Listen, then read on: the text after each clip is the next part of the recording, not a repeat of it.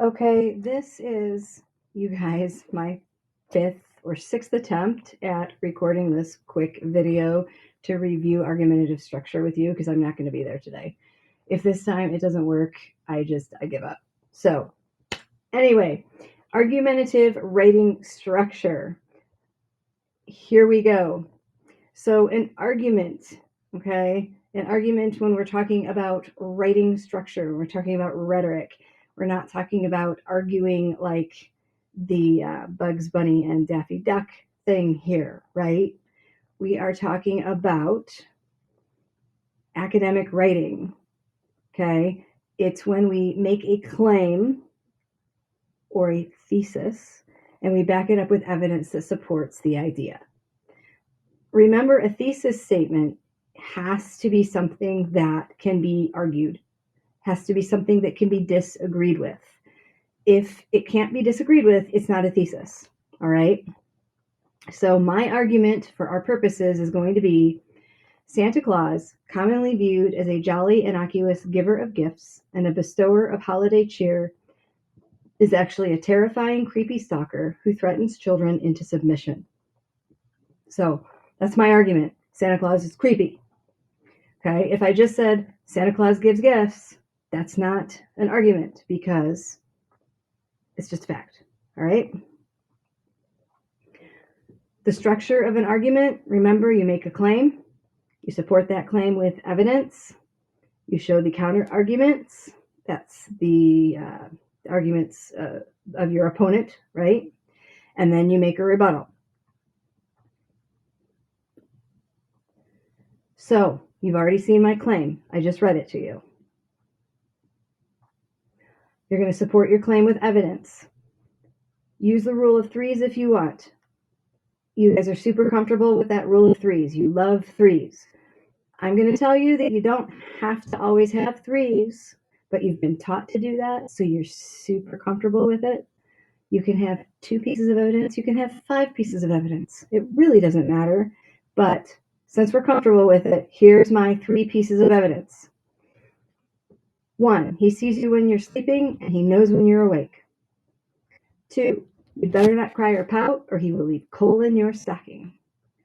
3, he breaks into millions of houses once a year, and then either punishes kids for being naughty or rewards them for being nice. Then you're going to show your counter arguments. What does your opponent think? So your opponent might say, well, hey, if you make the nice list, you'll get presents under your tree. And if you leave him cookies and milk, he'll stuff all kinds of treats in your stocking. So you see, he's not such a bad guy. But then you're going to come back with your rebuttal. So your rebuttal is where you say, I acknowledge your opinion, opponent, but I'm right and you're wrong. So here's where I give you the smackdown. So my rebuttal is, it's not okay to threaten and bully kids into behaving.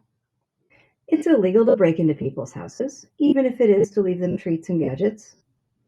You really shouldn't be looking into people's windows while they're sleeping. It's an invasion of privacy for which one could be arrested.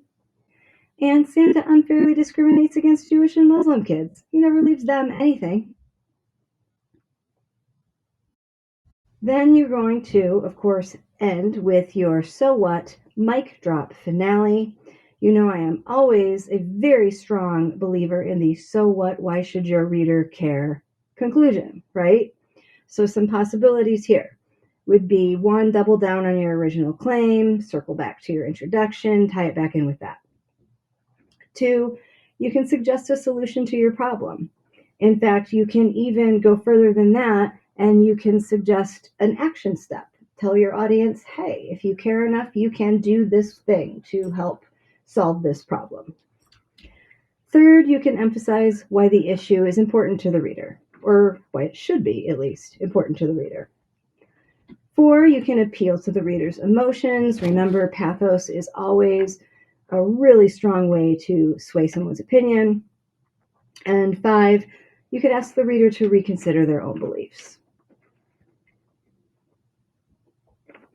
So my finale will be, spoiling children with gifts once a year shouldn't be a viable excuse for someone to get away with stalking, breaking and entering, and voyeurism.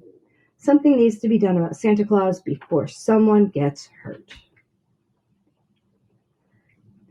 A final word, you guys, on your conclusion.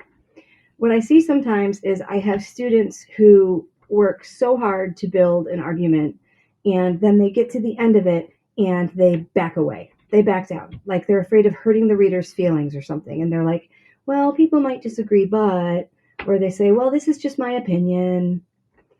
Don't do that, you guys. You just worked so hard to build this whole argument and write this whole essay or this whole speech or podcast or whatever it is that you've just composed, right? So state your opinion boldly, support it with strong evidence and reasoning, and don't back down at the end.